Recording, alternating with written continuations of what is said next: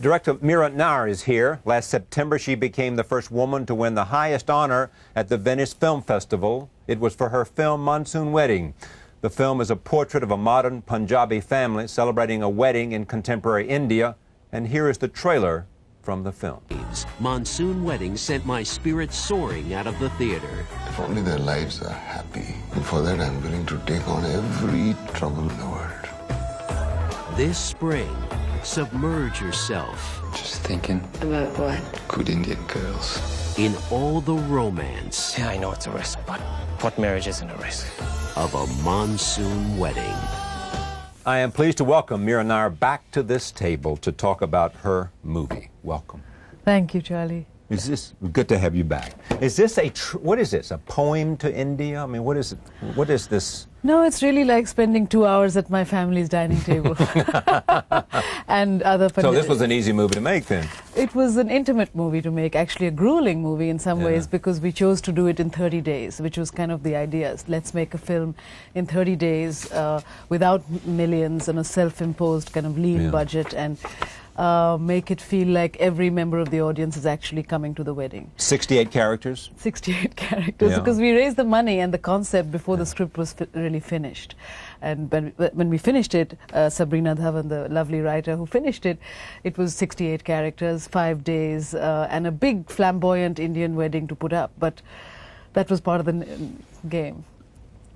They say this about the film. One, it may very well be gross in the end, one of the 5 biggest grossing foreign films to be seen in America.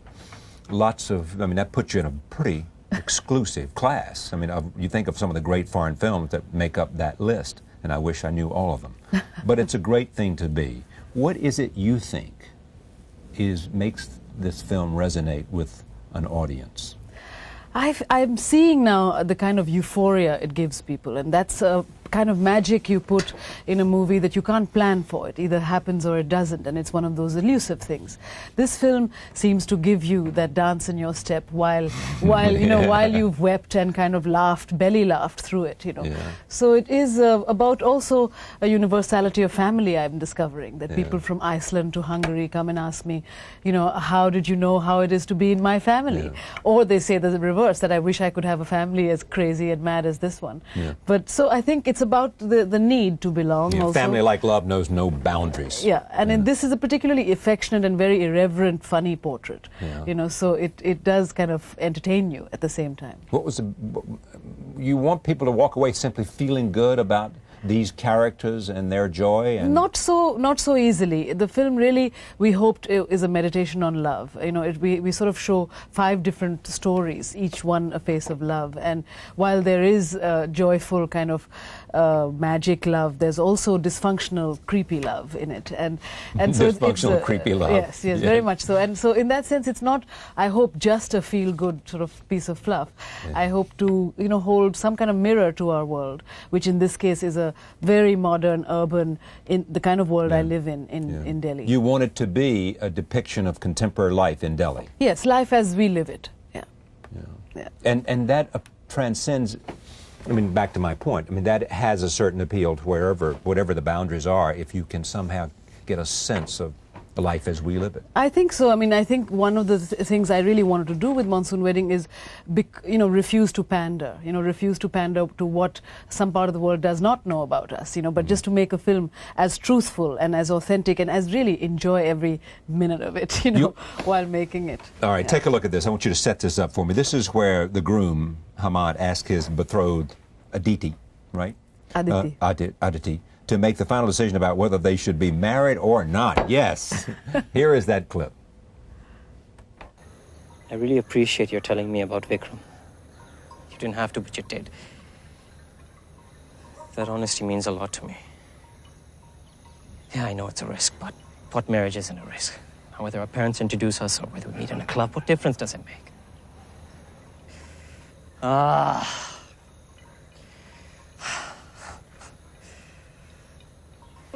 Nicely done. Thank you. Are you, at the same time, while you're not preaching, do you want us to understand something about cultural differences and the culture of Delhi and the people who inhabit that place? Very much. I mean, not so much as a cultural ambassador of my Right. country. I really refuse to do that kind of thing Right. because, but it's very much about the spirit of masti that is common to the Punjabi folk. And both the writer Sabrina Dhawan and myself are Punjabi, and we are sort of the people who work hard but party even harder. We're sort of the party animals of India. And we know a good time. You know, we are sort of bacchanalic whiskey and kebab folk. But we're also Are you very, really? yeah, very industrious, you know, farm peasant folk as Yeah. well. But we have this thing we call masti, you know, which is like to be intoxicated with life. And nothing exemplifies that more than a wedding in our families. So Yeah. it was really to use the premise of a wedding to try to capture this intoxication with life that led to Monsoon Wedding. But while making it, I wanted to really make it as much of a layering as possible about what contemporary life is, which is a seamless kind of blending of class and language. You know, there's 3 languages in Monsoon Wedding. Yeah. We sort of go into Hindi, Punjabi, English in one sentence. That's how we are, you know. And then similarly about music and song and costume. It's about this new, you know, India where Gucci and Prada and everybody else is, but we're also in traffic jams and extremely vibrant local culture. Right. So it's about that moment now. This is a scene in which the wedding planner, who's Dubé, and Alice, the housemaid, introduce themselves to each other in the kitchen. Smitten, Dubé gives Alice one of his new business cards. Here it is, about love. पर्वत लाल कन्हैया लाल दुबे हमने change कर दिया है P के डूबे कर लिया P के डूबे बोले तो भी लोग हंसते हैं वैसे शहर में सब हमको दुबे जी बोलते हैं वैसे पर्वत लाल तो अच्छा नाम है जी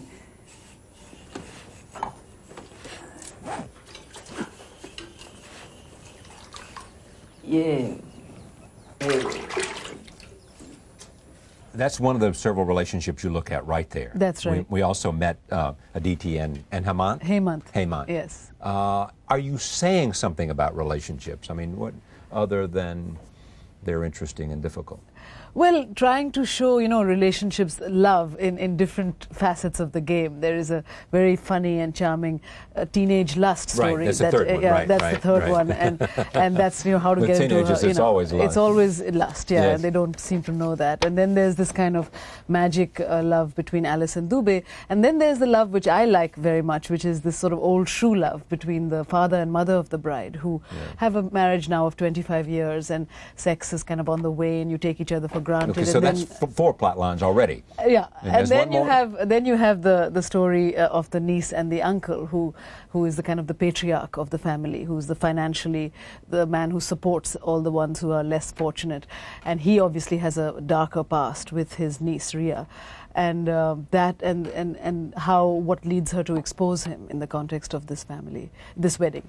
So it's pretty, you know, disturbing stuff as well, which is what life is like, especially when you all come together. I mean, Shakespeare did it, and Hollywood does it, and Bollywood does it. You know, the context of a wedding bringing the family together, and while there's fun and games, there's sort of skeletons in the cupboard. You know, so we sort of take it all in a slightly, you know, homemade Bollywood style, but it's very actually alternative to the way a normal commercial Indian film is made, to work with 68 actors, some legendary actors like Nasiruddin Shah, and then people who have never thought they could act before, you know, housewives in my community, members of my family playing major roles. So it's kind of like quite an experiment, you know, to come bring them all together and film handheld by the camera, very fluid, very a camera that makes you feel like you're right there with us. That Declan Quinn, a wonderful cinematographer, shot.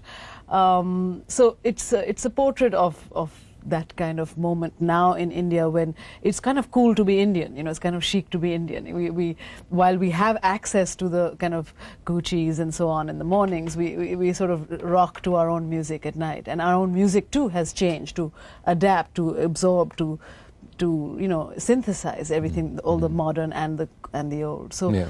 Monsoon Wedding kind of tries to do all of that and show you that. Also, there's a strong technology segment in India as well. Oh, huge, yeah. Yeah. Hemant, our groom, has to play the computer software engineer, because that's what we're, so, you know, getting sort of famous for all over the world. Yeah. We're creating software. And and you know, creating the systems that perpetuate it. Yeah. Do you want to, will you make a film anytime soon that does not have as its venue India? Actually, I've already finished a new film since Monsoon Wedding called Hysterical Blindness, which is took me from New Delhi to New Jersey with Uma Thurman and Jenna Rowlands and Juliette Lewis. And what's the idea? The idea, it's a working class drama set in New Jersey in the late 80s.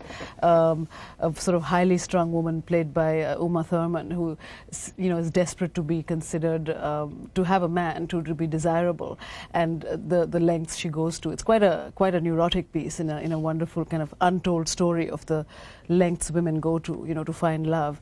And it's a contentious and fairly tender relationship between her and her mother, played by Jenna Rowlands. Occasionally you'll see a comparison between this film and Father of the Bride. Which I haven't seen. So you don't know? I don't know. It wasn't part of your consciousness at all? No, not at all. Much as I love Steve Martin, but no, I haven't seen that film. But yeah. How do you prepare to make a film, you? It depends really what the idea is. If the idea has stayed with me for a while, then I begin to listen to it, yeah.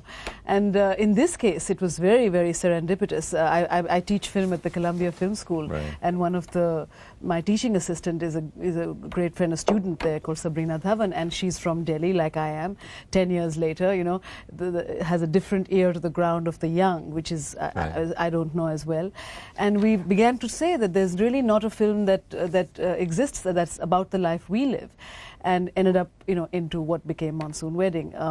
But other ideas like that's an interesting notion. You say to yourself, there's no film about the way we live. Yes. These values that we have, having to do with work hard, play hard, having to do with celebrate the joy of life. There was no film set in India that said that. Yes, there's no film that I've seen that exists that said that, within India or outside India, And it's enough, the kind of images we have of India, or even that part of the world, not just India, as you well know. I mean, it's never shown in all its complexity and modernity and what, the flexibility of life, how it keeps changing, But instead there are very either tragic images constantly, or images that are like as old as the hills, that have nothing to do with what's happening now. So that's what led to Monsoon Wedding. But it's a different impulse that led me to create, let's say, Mississippi Masala, which right. was really about the hierarchy of color, about being Indian and a brown person right, between right, black and right, white right, I remember. in this community, and the Ugandan Asian exile from Uganda. So it's different, sometimes cerebral ideas, sometimes things that just don't let me go, like wanting to make an intimate film about family. I'm a mother now, and I'm very committed to family in general. So so it's different impulses that lead me to different places. How much of your time is spent in India? Your base is New York. Yes, my base is New York. If I'm making a film in India, I often spend 8 months a year there. But if I'm not, then at least a month or two, but not more. I go and come a lot, rather than spend long periods of time there. Well, do you wish it was more, or do you just simply think it has the right balance? I think it has the right balance, because, I belong to Uganda as well. We have our main home in Kampala, so we spend the summer there now, but we used to live there until 2 years ago. So I really am kind of tri-continental in some ways, but it's kind of my life, so I don't think about it, even though it can appear daunting to others. Yeah. America, Africa, and India. Yes. Just keeping it simple. and so the film that you're making with Uma, you've already completed. Yes, it was at Sundance, and now it'll be opening on HBO, in fact, in August, I think. And what's next after that? I'm now making a decision. I have a number of offers from studios and others, and I'm deciding what to do. But in the immediate future, I'm making a short film on the aftermath of 9/11 that a company in France has asked 10 world directors to do 11 minutes each. And so Godard and Dani Stanovic and myself and wonderful directors have been asked to, Yusuf Shaheen, and to do their own version, and it'll be released as a feature film on September 11th this coming year. But it will be released how? I mean, in terms of... In the screens, apparently. Vivendi is financing it. And it will be... It's a compilation feature. And how long... In other words, are they going to combine all these films, yes, or just show one after the other? It's a 11-minute segment from each director, so it'll be about a 110-minute film, which is the length of a feature. and each director will have 11 minutes to spin their tale. And what will you tell in 10 minutes? I'm going to make a film about, sort of a poetic film about Islam. You know, Islam from the inside as we live it in my home. And as New Yorkers, how the perception of us has changed since September 11th. And I'm going to make a story of a grandfather and grandson crossing the city to the mosque on our Eid day, and how life has changed, both in terms of how we are perceived and how we perceive. And also how the perception of Islam has changed. And it's so different from those who actually practice and live it. As my, say, father-in-law does. We live with my in-laws. And it's a very interesting, you know, it's a very delicate issue, you know. And so I want to try to make a story about our point of view. And it will come out on September 11th? Inshallah. Thank you. Right. Great to see you. Nice to see you.